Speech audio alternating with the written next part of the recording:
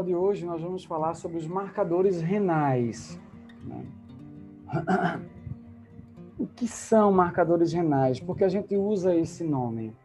Os marcadores renais, na verdade, são substâncias nas quais a sua concentração é influenciada pela função renal, ou seja, é uma forma de você avaliar indiretamente como os rins estão. Já que a gente não tem como tirar os rins e avaliá-los,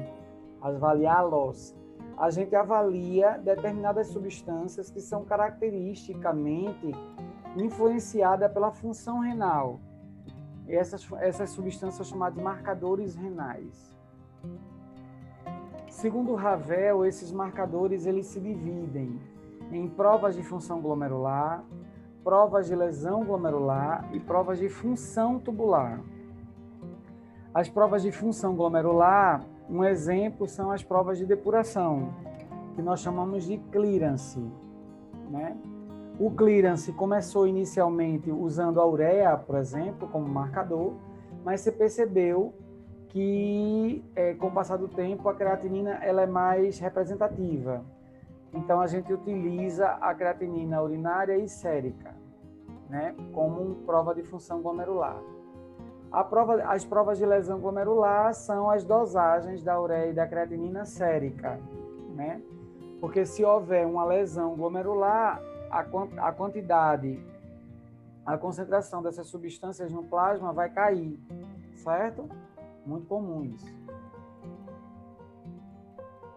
E se houver algum problema tubular, aliás, algum problema glomerular, de impermeabilização, por exemplo, essas substâncias não conseguem ser filtradas, né? E, consequentemente, a concentração no plasma vai aumentar. Já as provas de função tubular são aquelas associadas com a capacidade que o túbulo tem de reabsorver ou de secretar para dentro do tubo, né? Então, a densidade, por exemplo, que está associado com as substâncias dissolvidas na urina, a excreção urinária de eletrólitos e de depuração de certas substâncias secretadas pelos túbulos renais, porque aí realmente tem tudo a ver com a função tubular, né? Bem, quando a gente começa a falar desses marcadores, é muito comum que a gente se concentre em três: a creatinina, a ureia e o ácido úrico. Então, vamos começar falando da creatinina. A creatinina, ela é um anidro cíclico da creatina, ou seja, ela é uma estrutura cíclica sem molécula de água, que é decorrente, que é devida da creatina, né? Que tem 113 Daltons.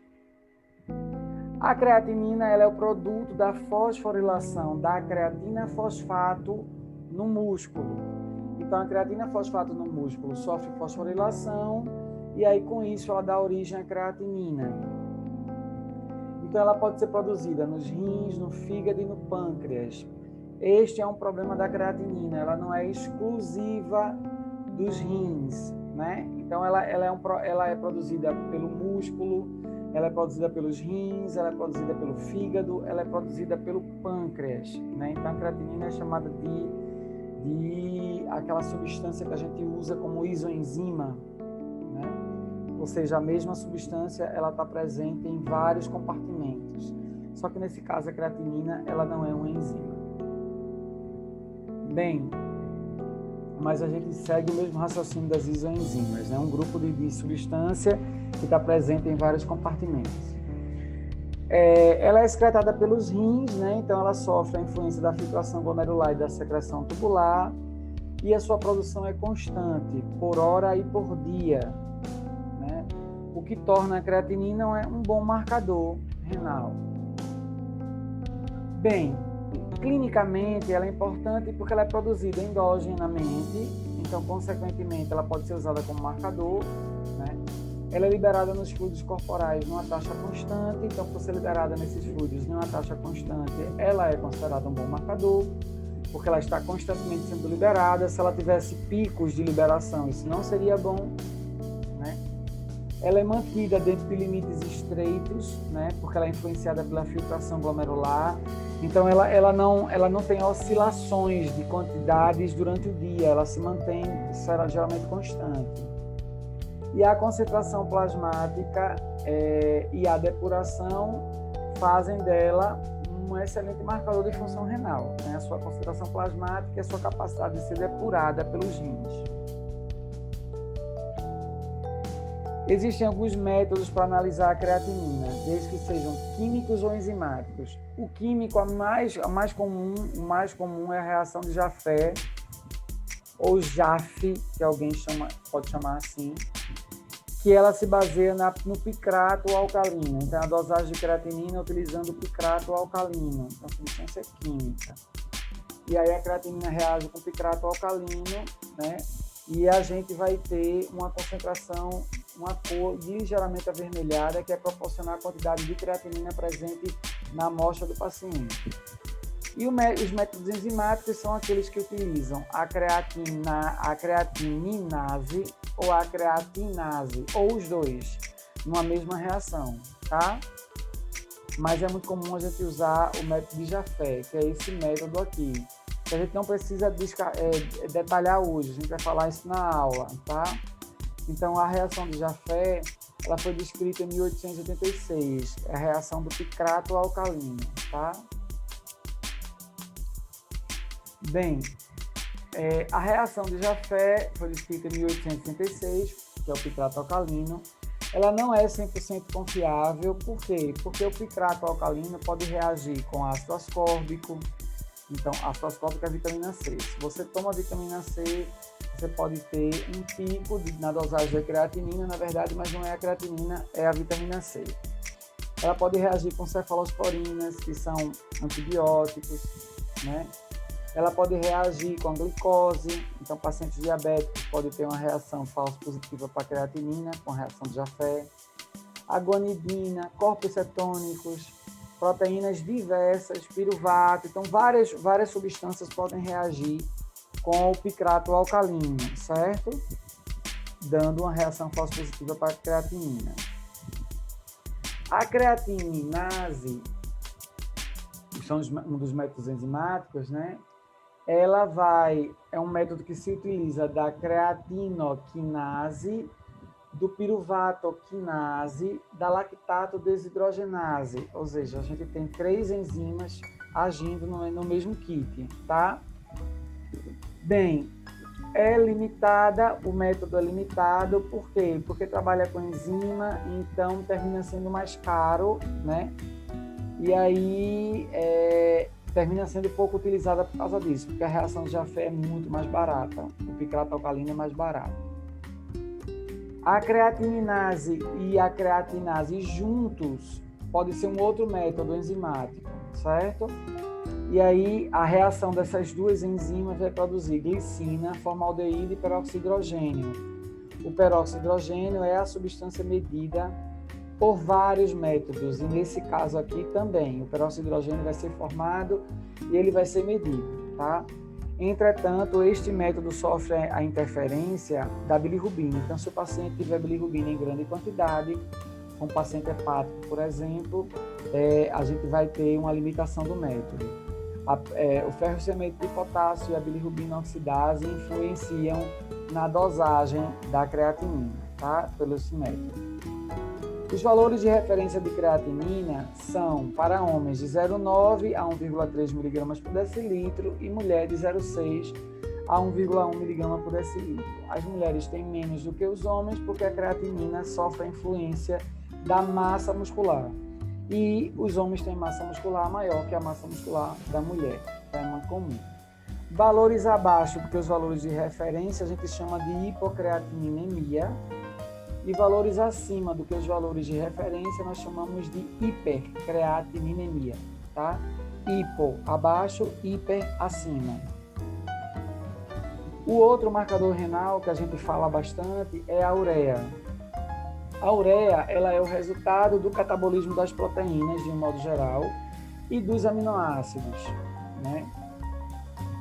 Bem, ela é o principal produto metabólico nitrogenado do catabolismo proteico em nós humanos, certo?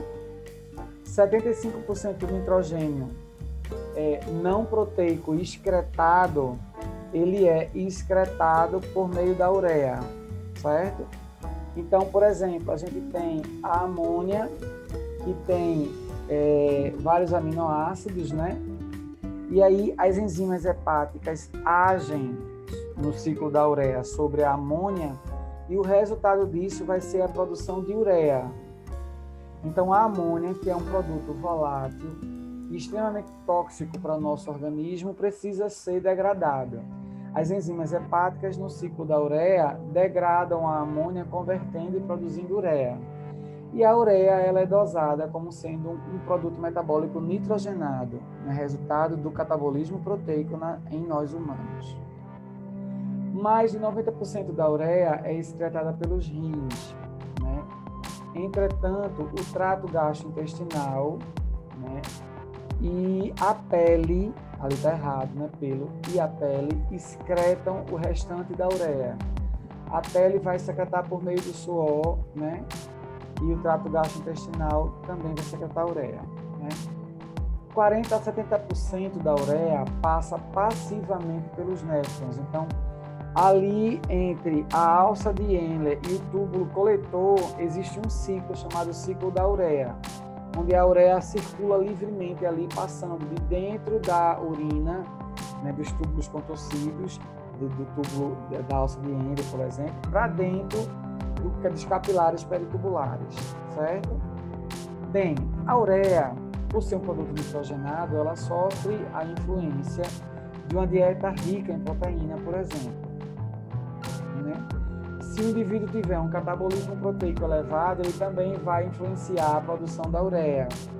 Ou seja, indivíduos que tenha algum tipo de desgaste muscular ou atrofia muscular, vai influenciar sobre o ciclo da ureia. A reabsorção das proteínas após hemorragia no trato gastrointestinal também vai influenciar a produção de ureia. Desidratação também, porque neste caso a desidratação vai concentrar a ureia, já que se perde líquido, né? A perfusão reduzida dos rins, né? Insuficiência cardíaca congestiva, por exemplo, a ICC, a gente tem uma perfusão reduzida nos rins. Então, por isso, a gente tem uma influência muito grande na não liberação de ureia pelos rins, já que 90% é excretada pelos rins, né? Bem, os métodos analíticos para a ureia são ou químicos ou enzimáticos, igual a creatinina. O químico, o principal é a reação de Fearon. O que é isso? A ureia, ela reage com diacetil em presença de calor, liberando diazine e 2 moléculas de água. E é o diazine que é dosado, tá? Então, a reação de Fearon é uma reação em que a gente vai ter a ureia mais diacetil em presença de um aquecimento, né? Produzindo em seguida diazine e 2 moléculas de água. Diazine é medido. No laboratório, hoje em dia, a gente usa o método enzimático, que é o método da urease, onde a ureia presente, ela, em presença da urease que está no kit, vai ser convertida a amônia, né? E essa amônia, ela vai ser medida, porque ela vai influenciar na cor que a reação vai ter. Quanto mais amônia produzida, mais cor vai se formar, tá? Geralmente é uma cor azulada. Os valores de referência de ureia vai ser geralmente o mesmo para homem e mulher, né? Oscilando entre 6 e 20 miligramas por decilitro, certo? Valores abaixo de 6 é considerado hipouremia. Valores acima de 20 miligramas por decilitro são considerados hiperuremia. E o ácido úrico é um outro marcador renal, também um composto nitrogenado, que é o principal produto do catabolismo de nucleosídeos purínicos. E quem são esses? É a adenosina e a guanosina, né?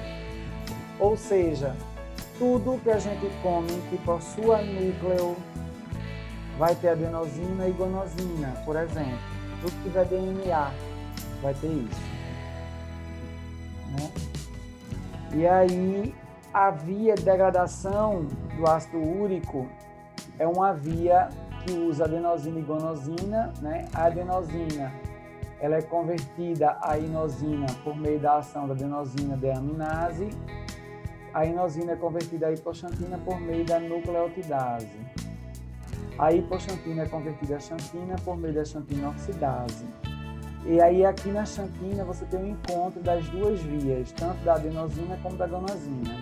A guanosina é convertida a guanina por meio da nucleotidase. A guanina é convertida a xantina por meio da guanina deaminase, certo? A xantina é convertida a ácido úrico por meio também da xantina oxidase.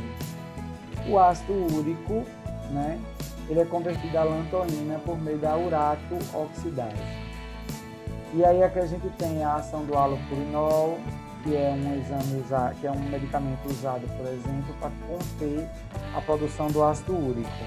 Então, o halopurinol inibe a ação da xantina oxidase, que, por sua vez, não vai permitir a formação do ácido úrico.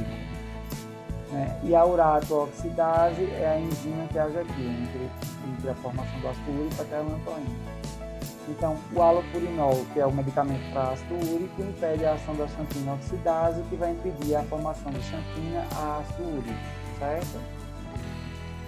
Bem, o ácido úrico ele surge da degradação dos ácidos nucleicos endógenos. 100% do ácido úrico é filtrado, 98% a 100% pode ser reabsorvido nos túbulos contorcidos proximais, que é aqui número 3, e o restante que passa, né, 6 a 12% que está nos capilares pelitubulares, são secretados para dentro do túbulo contorcido distal. Certo? Então, 6 a 12% dos ácidos úricos são jogados para fora na urina, tá?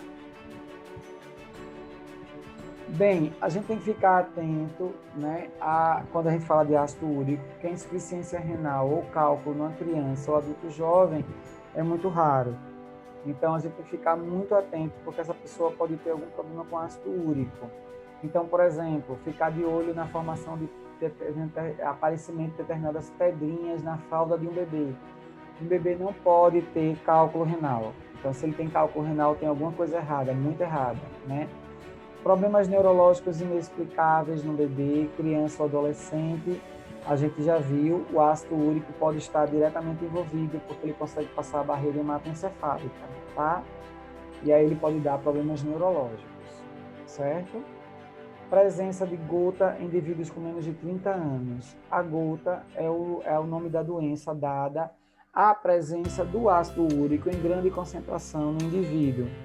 Então, ela é um problema polissêmico que atinge geralmente as articulações, com produção de ácido úrico, e esse ácido úrico dentro da cápsula articular, né, da cavidade articular, ele tende a precipitar.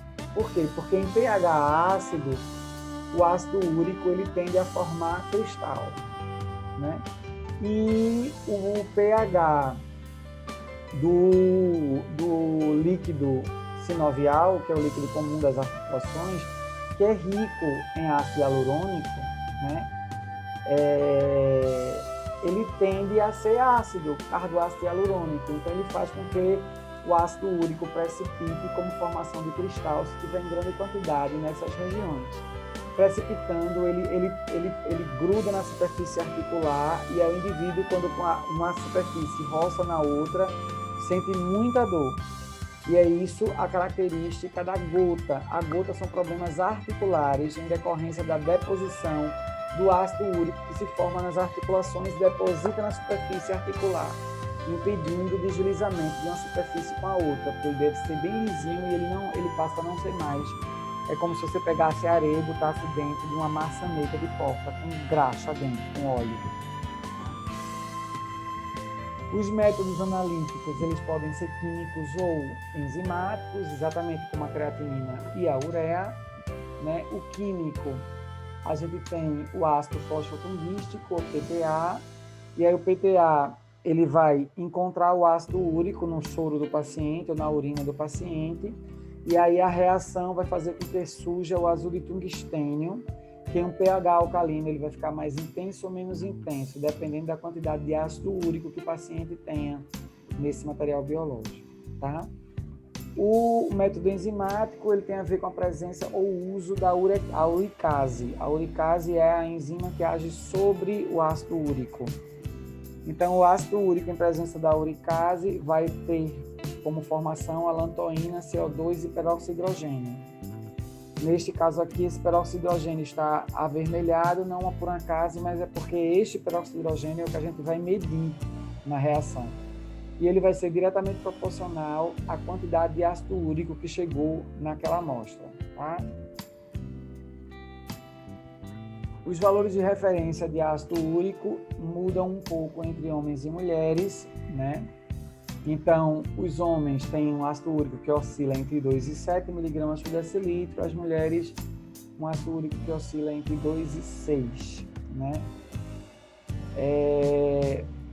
Valores abaixo de 2, tanto para homem como para mulher, nós chamamos de hipouricemia. Valores acima de 7 nos homens ou acima de 6 nas mulheres, miligramas por decilitro, nós chamamos de hiperuricemia.